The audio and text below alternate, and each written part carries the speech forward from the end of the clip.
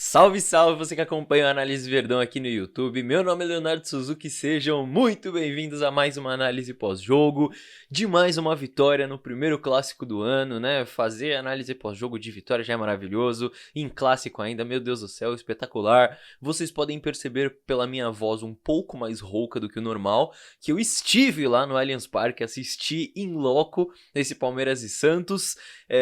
Até por isso a análise está saindo um pouquinho mais tarde do que o normal, né? Quem viu o vídeo pré-jogo que eu postei hoje de manhã aqui no canal, eu avisei lá já que a análise de hoje sairia um pouquinho mais tarde do que o normal, né? Eu não conseguiria gravar logo depois do jogo, mas cheguei em casa e já vim direto gravar, nem jantei direito, já vim gravar a análise pós-jogo pra vocês, porque tem bastante coisa interessante da gente observar, né? Hoje, vendo o jogo do estádio, eu pude ter uma visão muito melhor para analisar para vocês, porque quando a gente vê pela transmissão da TV, a TV ela tá sempre colocando foco na bola e muitas vezes a gente não consegue observar o que tá rolando em volta, né? E no estádio a gente pode ver o que a gente quiser, né? Observar o que a gente quiser. Então, deu para observar algumas coisas muito interessantes. Então, tem alguns detalhes táticos bem legais que eu quero trazer aqui para vocês hoje. E, num geral, eu acho que foi um jogo que anima. Pelo menos para mim, eu acho que é um jogo que anima porque foi um bom jogo do Palmeiras, na minha visão. Foi um jogo controlado na maior parte do tempo. E um jogo que dá muita confiança, né? Vencer um clássico a uma semana da Supercopa, eu acho que é muito importante, vai dar muita confiança, aumenta aí a moral do Palmeiras, certo, meus amigos? Mas indo direto para a questão do jogo, o Santos entrou com um time bem diferente, né? Colocou alguns dos seus titulares que vinham jogando no banco, né? Juliano, Furque, Guilherme, Felipe Jonathan, enfim, vários titulares no banco, e um time muito fechadinho ali, bem Carille mesmo no primeiro tempo. O Santos se defendeu ali com uma linha de 4 lá atrás, né? 2 laterais e 2 zagueiros.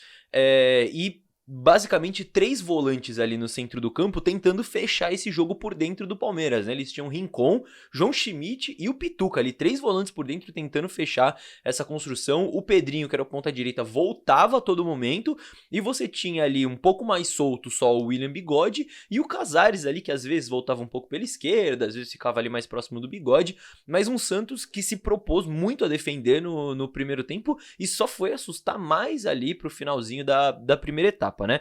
Deixa eu até pegar, no caminho pra cá, eu fui até anotando algumas coisas que é pra eu não me esquecer de abordar aqui com vocês, certo?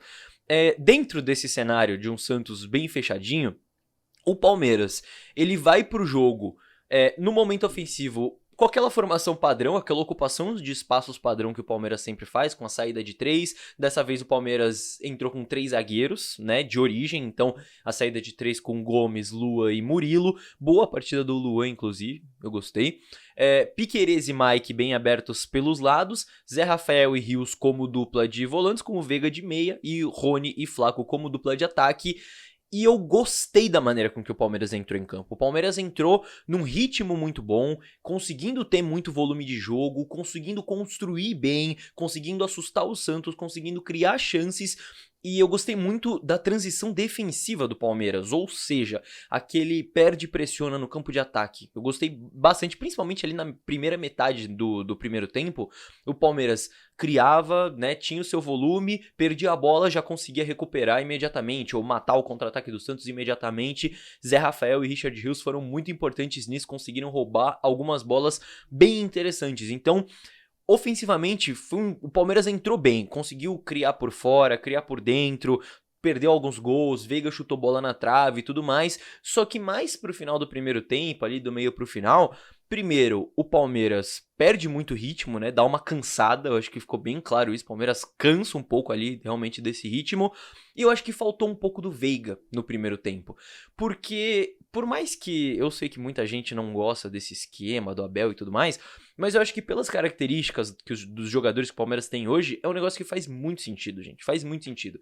Porque você continua tendo aquela saída de 3 normal e o Palmeiras não tem ponta no elenco, basicamente, né? Você tem ali o Luiz Guilherme, que na minha visão é muito mais meia do que ponta, renderia muito mais como meia do que como ponta. Você tem o Breno Lopes, que não é um cara para ser titular do Palmeiras, Dudu machucado, Bruno Rodrigues agora machucado. O Palmeiras não é um time que tem ponta. E, em compensação, o Palmeiras é um time que tem laterais que funcionam muito bem chegando à frente, Piquerez e Mike. São laterais que chegam muito bem, que têm muita qualidade técnica e que encaixam muito jogando bem abertos, jogando ali pelos lados. Então eu acho que faz muito sentido usar eles dessa maneira.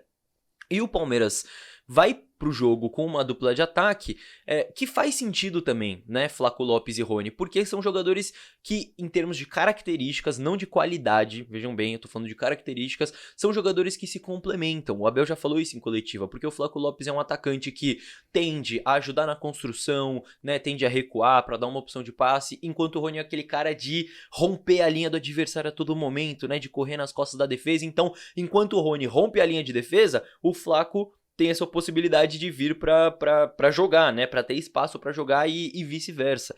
Então acho que é uma coisa que faz sentido. Só acho que faltou um pouco do Veiga no primeiro tempo, porque o Veiga acaba sendo muito importante nesse sentido, porque ele é basicamente o único meia, né, do time nessa formação. Quando o Flaco volta, ou quando o Rony eventualmente recua um pouco também, acaba se tornando um segundo meia ali, né?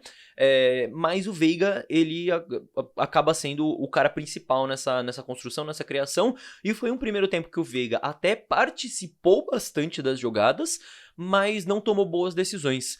Faltou um pouco disso e faltou efetividade também pro ataque do Palmeiras no segundo tempo. No primeiro tempo, perdão, mas aí no segundo tempo o Palmeiras volta com tudo isso que faltou. Volta com o Veiga fazendo gol mais uma vez, né? Sensacional. O Veiga nem começou a temporada, ele já está numa fase artilheira espetacular.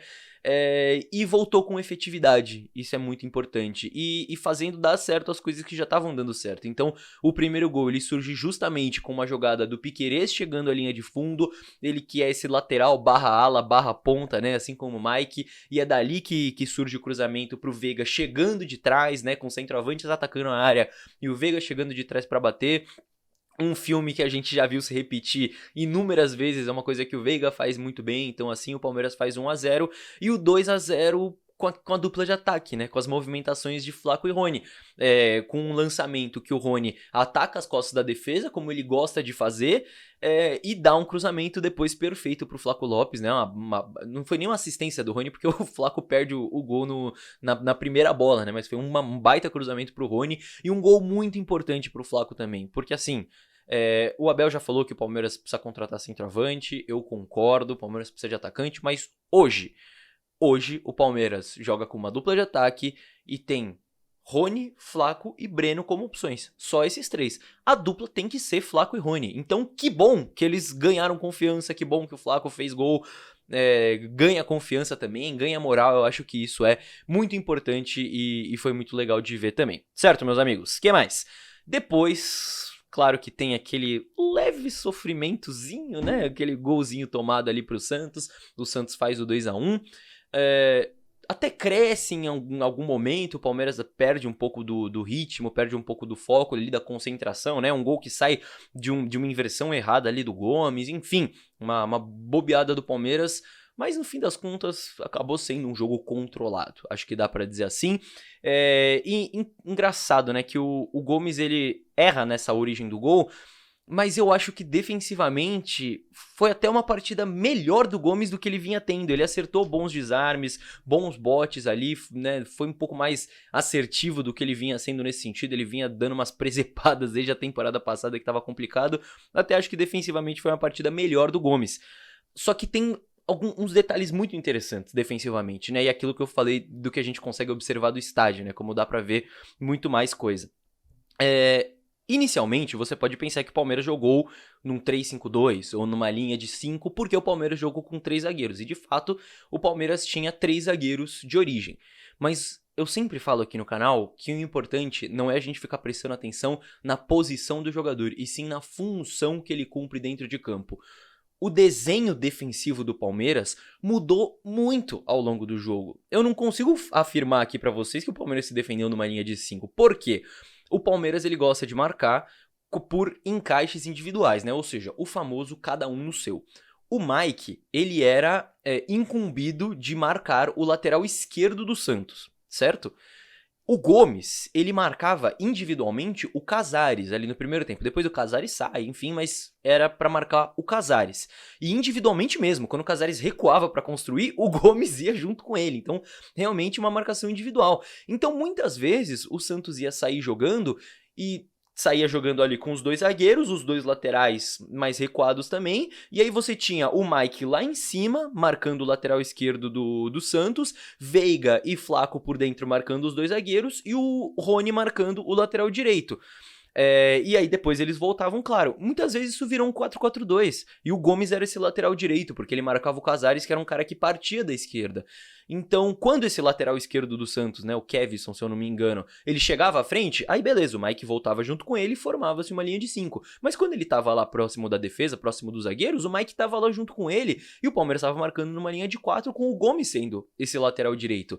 Então, é um negócio muito híbrido, é uma coisa que também acontece com o Marcos Rocha, né, quando ele joga como esse terceiro zagueiro, ele também dá essa possibilidade.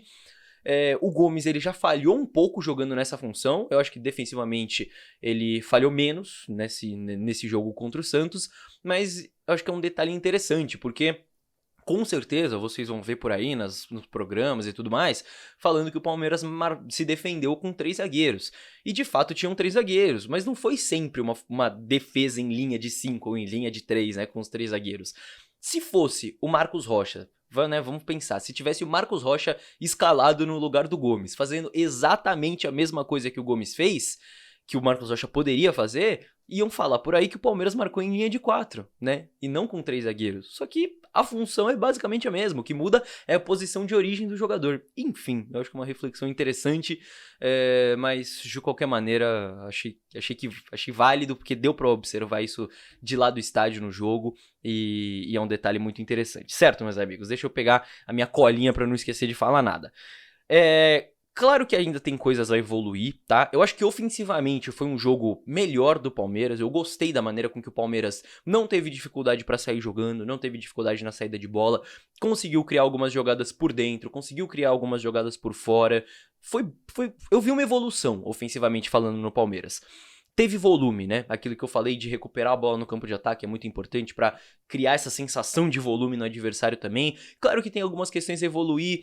Alguns momentos o Palmeiras forçou um pouco demais alguns cruzamentos, né? Uma coisa que a gente precisa pensar. Individualmente, os jogadores não estão no melhor momento, então às vezes você dá uma desligada, perde um pouco a concentração, às vezes tem alguém errando ali uma tomada de decisão, né? Algo assim. Eu acho que é normal, é da temporada. Defensivamente também tem coisas a evoluir, o Palmeiras também ainda dá algumas brechas. Tem algumas vezes que o Gomes, que eu acabei de elogiar, mas que ele acaba saindo um pouco demais, desprendendo da linha e gera espaço nas costas dele, enfim.